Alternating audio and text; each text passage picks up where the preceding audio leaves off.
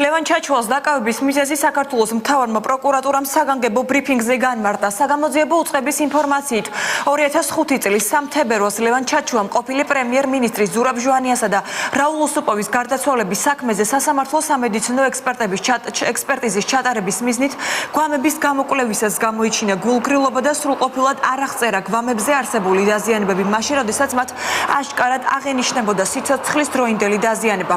ლევან ჩაჩუას მიმართ სისხლის სამართლებრივი დევნა დაწყებულია სისხლის სამართლის კოდექსის 342 მოხლის პირველი ნაწილით, რაც 3 წლამდე თავისუფლების აღკვეთას ითვალისწინებს.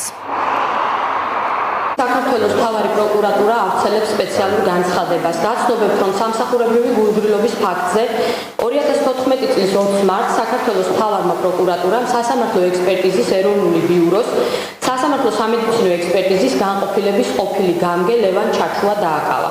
გამოძებით დადგენილია, რომ 2005 წლის 3 თებერვალს ლევან ჩაჩუამ ყოფილი პრემიერ-მინისტრის ზურაბ ჟვანიას და რაულ უსუპოვის გარდაცვალების ფაქტზე არსებულ სისხლის სამართლის საქმეზე სასამართლო სამედიცინო ექსპერტიზის ჩატარების მიზნით გვამის გამოკვლევისას გამოიჩინა გულგრილობა და არაჯეროვნად შეასრულა დაკისრებული სამსახურებრივი მოვალეობა. კერძოდ, მან სრულყოფილად არ აღწერა გვამზე არსებული დაზიანებები მაშინ, როდესაც გვამს აშკარად აღენიშნებოდა სიცოცხლის დროინდელი დაზიანებები.